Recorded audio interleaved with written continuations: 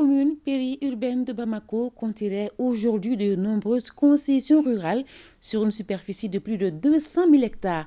Ces zones font face à des problématiques liées à la qualité des constructions et au branchement électrique anarchique. Une situation dangereuse pour les habitants et contraignante pour les collectivités. Notre reporter Alpha Maïga est allé sur les lieux où il a rencontré de nombreuses personnes. Voici son compte-rendu.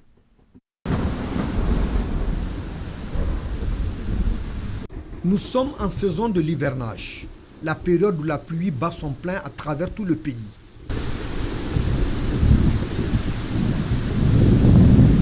Ici, dans un quartier de la capitale de Bamako, Koulibaly, le chef de famille assis dans sa cour, où sont visibles des fissures sur le bâtiment, un peu partout.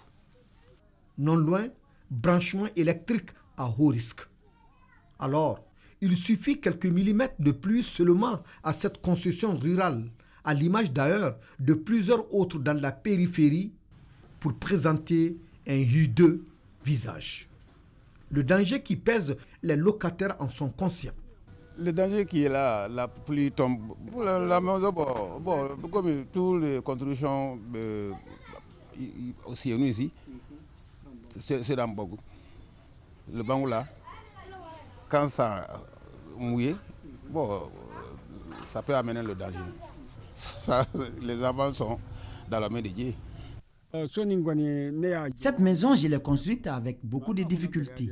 Nous y habitons avec cette même réalité, surtout quand il pleut. Aujourd'hui, j'ai plus de 70 ans.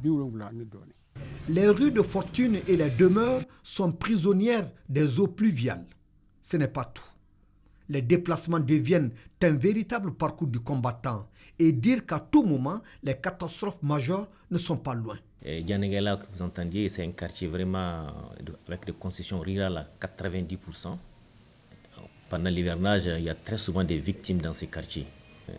Réellement, si vous essayez de voir la fondation même de ces maisons, il n'y a vraiment pas de spécialistes en la matière pour pouvoir construire ces maisons. Donc ces maisons sont construites de façon très anarchique. Avec le changement climatique que vous voyez, et c'est en train de nous même perturber dans nos objectifs. Avec nos concessions qui sont en commune aujourd'hui, tu trouveras que les 40% aujourd'hui sont des maisons en banco. Alors que le changement climatique a beaucoup de facteurs. Le constat, il est amer. Les raisons des effondrements, des erreurs de conception, des erreurs d'études et des erreurs de mise en œuvre combinées peuvent nous amener à un sinistre. L'émergence des quartiers périphériques avec la prolifération de constructions rurales est un phénomène qui incite à l'attention.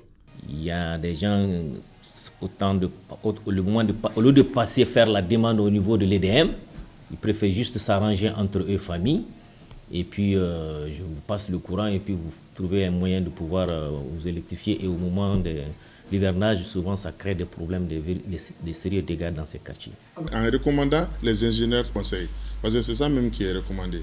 Il faut voir dans ces derniers temps ce qu'on est en train de connaître dans le pays. Bon, c'est ça même qui est préoccupant. Les communes périurbaines de Bamako peuvent compter à ce jour une superficie de plus de 200 000 hectares selon une source proche des services de l'urbanisme.